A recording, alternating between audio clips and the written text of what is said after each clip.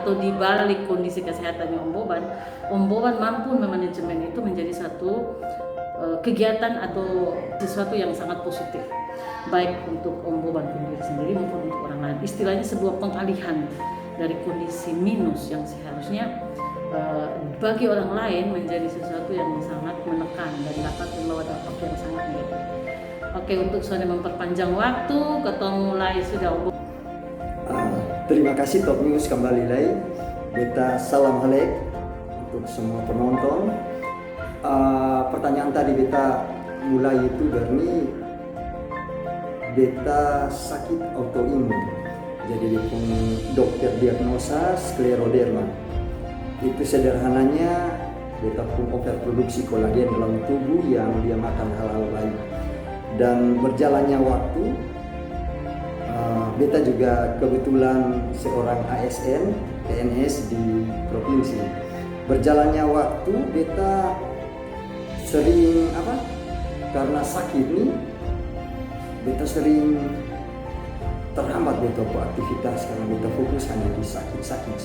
Beta pernah juga terbaring di tempat tidur lama sebelum bisa aktivitas, dan itu tiba-tiba muncul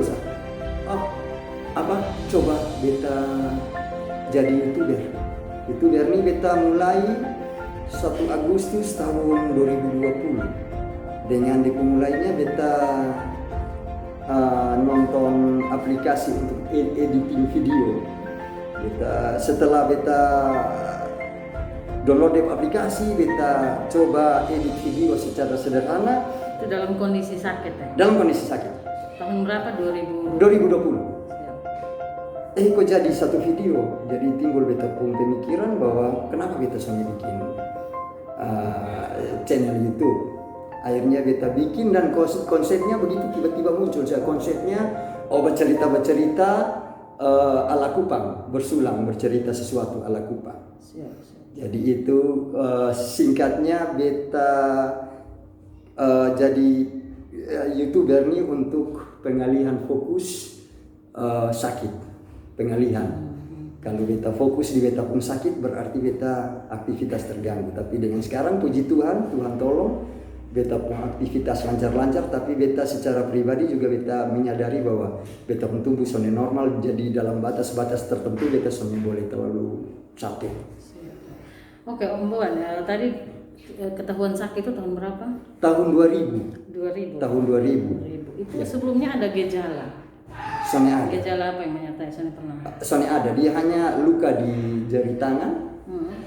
Terus luka soalnya sembuh. Beta pikir ini gula. Tapi beta kan masih usia masih muda toh. Itu umur berapa? Itu sekitar umur 25 tahun. Gitu.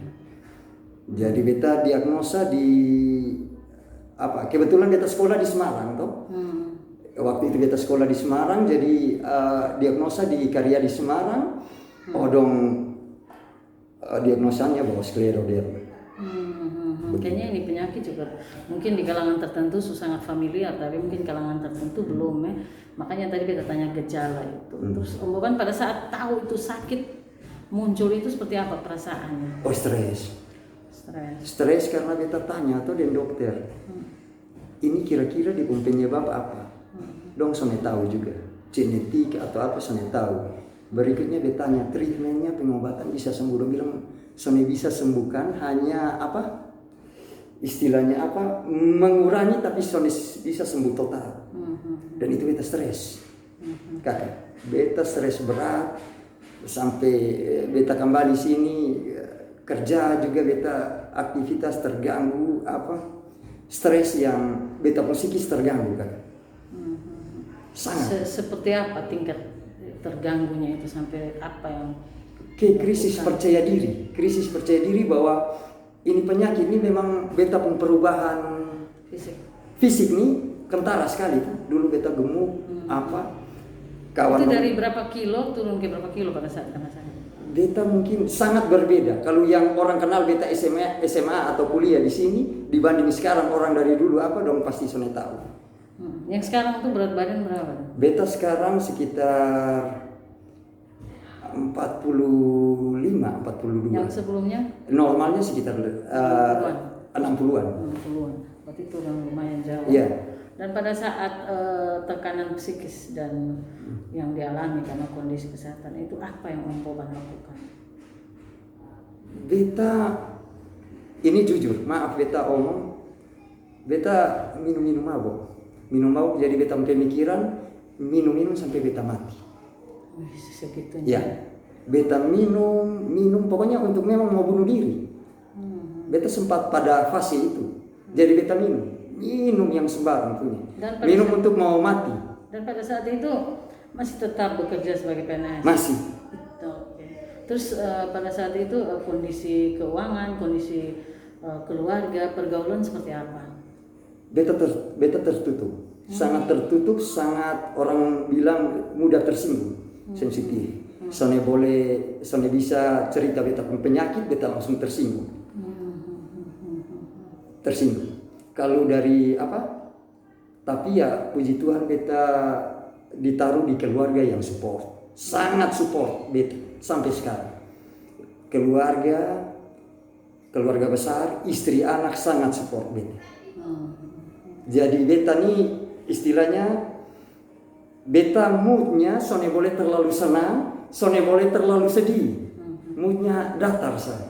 Terlalu sedih mempengaruhi beta stres. Terlalu senang juga nanti soalnya bagus untuk beta pun kondisi ini penyakit makin ini. Begitu. Jadi Om Boban, pada awal muncul itu penyakit, itu seperti apa sih, gangguan seperti apa yang terjadi? Dia pertama luka di ujung jari, terus dia ketarik ya otot dong ketarik dengan luka, dan itu aktivitas beta sangat terganggu itu. Jalan dong, pencernaan juga. Luka di kaki itu sampai beta soalnya bisa jalan, beta pakai tongkat. Gitu. Makanya kayak awalnya dipikir gula itu ya. Iya. Lalu Om Boban pengobatan itu seperti itu dari awal sampai sekarang itu pasti sudah makan biaya. Iya. Jadi sampai sekarang masih minum obat nih? Sekarang kita sonde lagi beta vitamin saja. Beta suplemen vitamin. Terus apa yang dirasakan saat sekarang? Sekarang ya, beta agak cerita karena beta pun kesimpulan, beta dari perenungan kesimpulan ini kan sakit nih fisik dengan psikis, dan beta rasa beta harus benahi beta pun psikis dulu. Dan ini beta harus omong di sini bahwa satu-satunya jalan beta soalnya religius tapi harus dekat dengan Tuhan. Itu satu-satunya jalan. Kotong benahi, kotong pun psikis, kotong pun fisik ini pasti mengikuti cepat. Begitu. Baik, Om Boban, itu akan menjadi sebuah istilahnya contoh positif untuk orang lain, bahwa kondisi apa yang kita alami, kita harus bisa memanajemen itu untuk membangkitkan kembali semangat.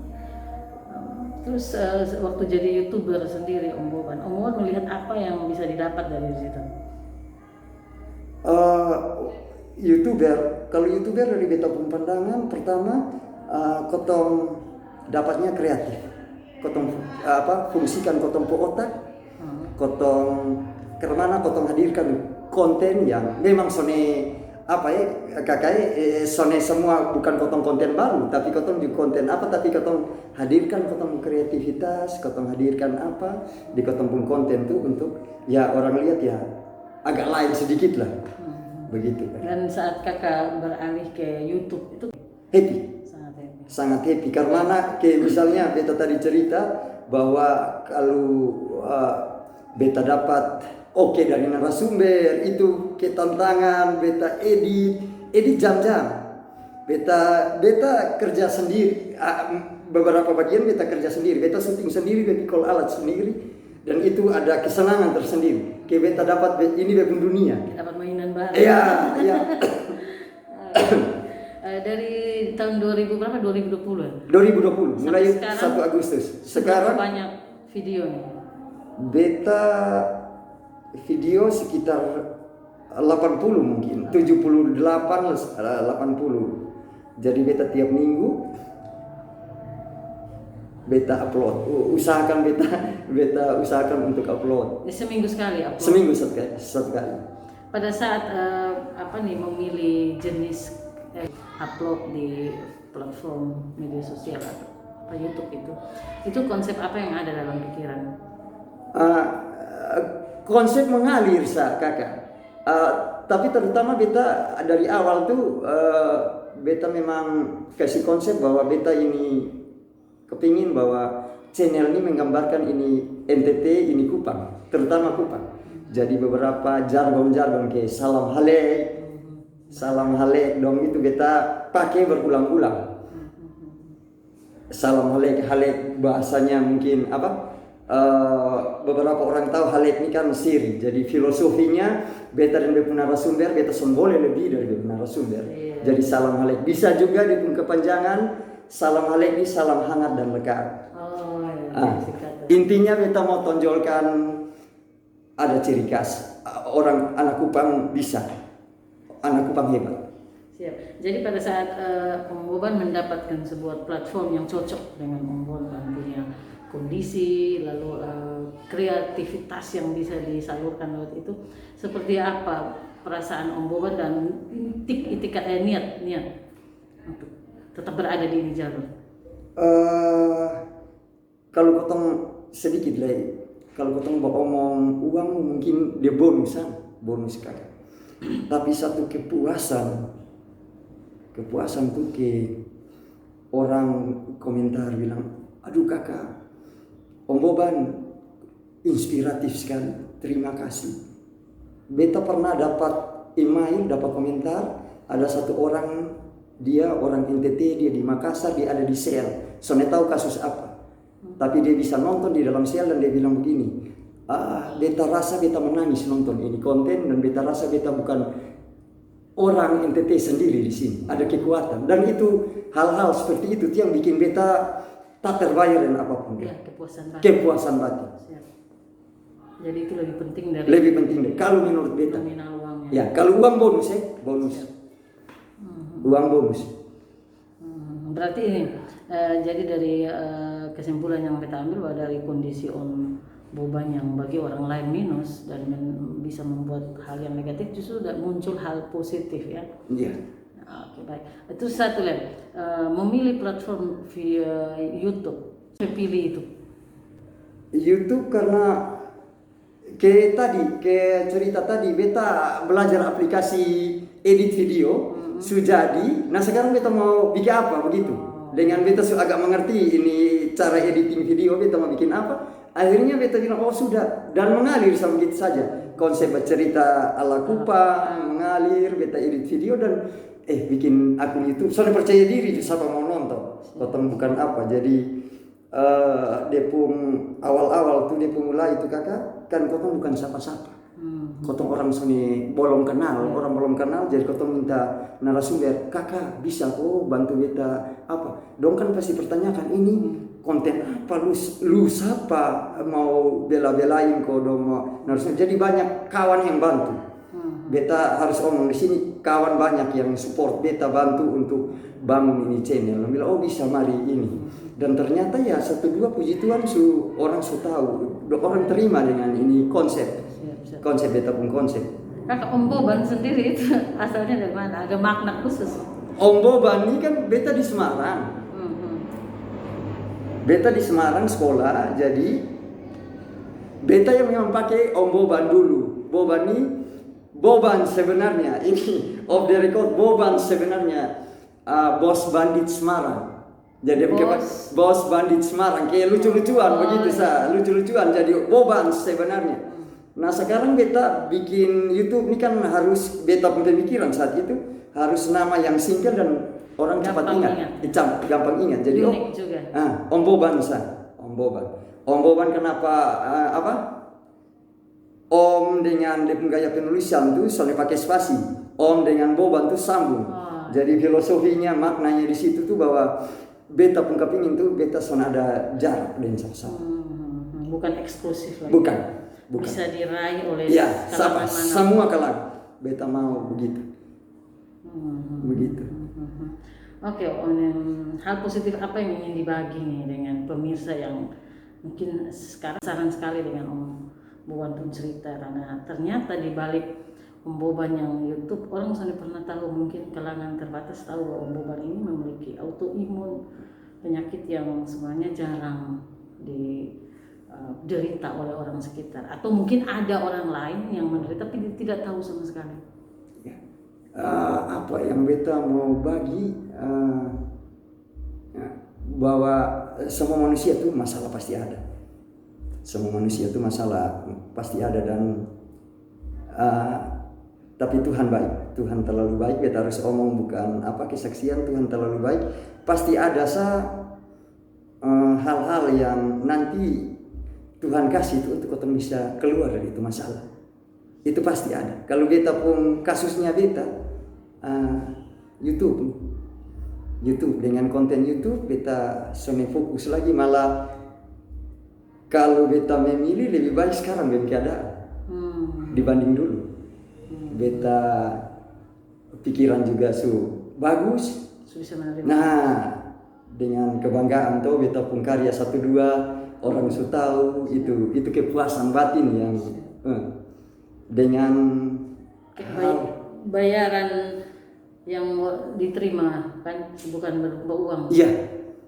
Nilai. Iya, penghargaan kotong jalan di mana-mana Om Boban kok itu satu kepuasan yang itu yang beta soalnya bisa dibayar dengan apapun. Artinya kalau bukan karena sakit, orang sering kenal ada soalnya akan ada Om Boban. Bisa jadi. Ini kan? Beta ya kan? Beta bisa sampai bersyukur sekarang. Bersyukur dengan keadaan. Bukan beta pasrah, tapi beta bersyukur. Oh, ini baik. Ternyata Tuhan buat ini baik. Baik sekali. Begitu. Itu yang Om Boban harapkan dari keadaan Om Boban, baik secara fisik, secara kesehatan maupun channel. Kalau secara kesehatan bisa berharap lagi, karena beta pikir beta normal di dalam beta peduli. Artinya membangun image positif. Iya, beta peduli deh. Beta kesehatan beta tergantung dengan obat. Kakak beta dulu obat cair itu beta harus suntik cc ini 30 cc satu hari. Itu nama obatnya apa? Obat obat dari dokter di Bandung. Dan beta pakai selama 1 tahun. Dia biaya besar dan beta mampu. Beta sugesti begitu. Jadi beta kalau kena ini obat, beta rasa jalan bisa beta mesti lama. Dan puji Tuhan beta berhenti. Beta berhenti karena apa? Karena biaya. Dia pun biaya terlalu besar ini obat. Mau beta berhenti karena bisa ada duit deh. Begitu. Tadi kembali ke tadi. Ya, harapan untuk harapan kalau kesehatan itu. Amin, puji Tuhan beta sehat. Kalau dunia YouTuber nih beta pun harapan kotong kan masih baru di industri kreatif kotong Kupang NTT. Nah, beta lihat beberapa teman konten komedi dong mulai bangun. Nah, mari kotong sama-sama bikin pasar. Kotong pasar, kotong konten, mari rame-rame, anak NTT, anak Kupang, kotong rame-rame jadi konten kreator. Dengan genre masing-masing, kotong harus bersupport, berdukung. Jangan jadikan ini kompetitor atau pesaing, soalnya kotong harus sama-sama naik. Bepung harapan tuh sama-sama naik dan kotong harus hadirkan memang konten yang unik dan kotong pun gaya masing-masing.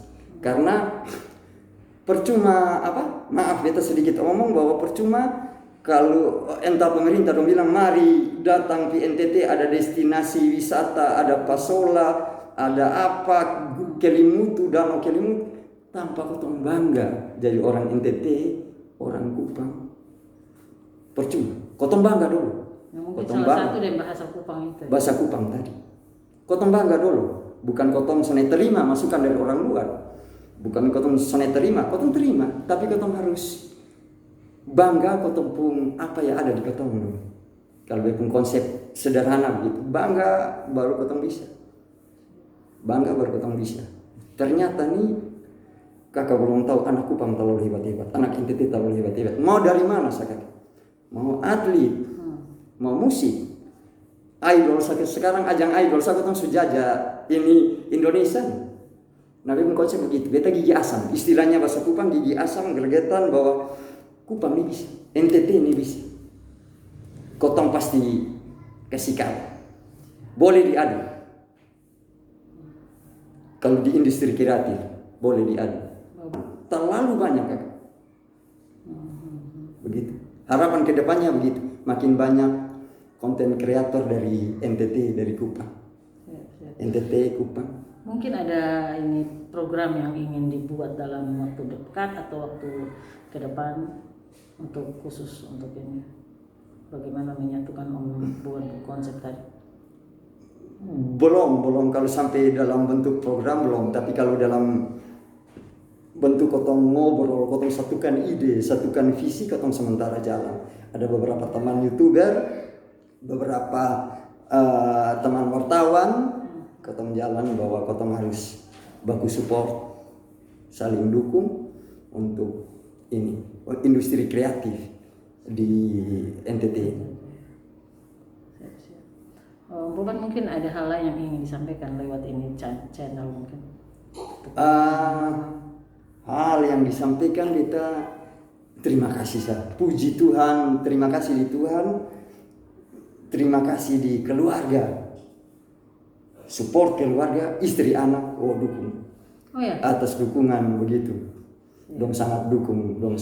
Itu beta sampai bisa besoknya bisa beta sampai bisa survive sampai sekarang kalau sana ada dong. Itu keluarga besarnya, istri, anak. Dong dukung beta sekali. Dengan orang yang Sone boleh stres begini dong, mengerti beta sekali, dukung, support. Terima kasih untuk Top News.